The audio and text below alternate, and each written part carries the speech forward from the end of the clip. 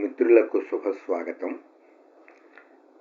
సుభాషిత త్రిశతి భర్తృహరి మహాకవి చేత రచించబడింది అన్న విషయం మనకు తెలుసు.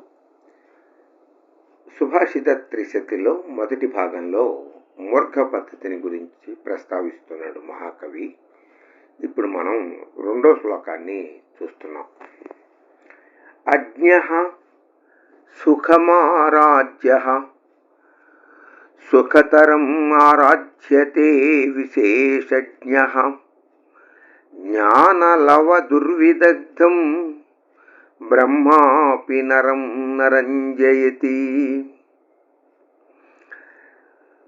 అజ్ఞః తెలియనిటువంటి వాడు సుఖం అతి తేలికగా ఆరాధ్య సేవింపబడగలడు లేక బోధింప శక్యమైనటువంటి వాడుగా ఉంటాడు.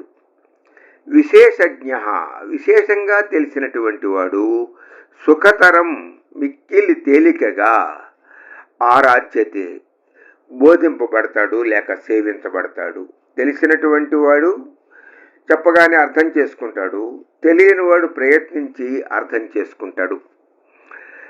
జ్ఞాన లవ దుర్విదగ్ధం జ్ఞాన తెలివి యొక్క లవ లేశము చేత అంటే ఇంచుక కూడా తెలియనటువంటి వాడు దుర్విదగ్ధం నేనే పండితుడినని గర్వించేటటువంటి నరం మనుష్యుని బ్రహ్మాపి బ్రహ్మ కూడా నరంజయతి రంజింప చెయ్యలేడు, వాణిని జ్ఞానవంతుణ్ణి చెయ్యలేడు అన్నాడు భర్తృహరి.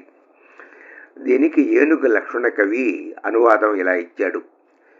తెలియని మనుజుని సుఖముగా తెలుపందగు సుఖతరముగా తెలుపగా వచ్చున్ తెలిసిన వానిన్ తెలిసియు తెలియని నరుందెల్ప బ్రహ్మదేవుని వశమే. తెలియని వాడికి చెప్పచ్చు, తెలిసిన వాడికి గుర్తు చేసి తెలియజేయవచ్చు. కానీ తెలిసి తెలియనటువంటి వాడు అంటే మూర్ఖుడైనటువంటి వాడికి చెప్పటం ఆ బ్రహ్మదేవుడికి కూడా సాధ్యం కాని విషయము అంటున్నాడు.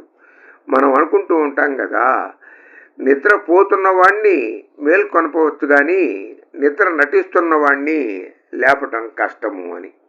అటువంటిదే జ్ఞాన లవ దుర్విదగ్ధుట. కొద్దిగా జ్ఞానం ఉండి నేనే మహాపండితుణ్ణి అనేటటువంటి వాడిని పండితుడిగా చెయ్యటం లేకపోతే జ్ఞానవంతుడిగా చెయ్యటం అనేది బ్రహ్మకు కూడా సాధ్యం కాదు అంటున్నాడు భర్తృహరి. స్వస్తి.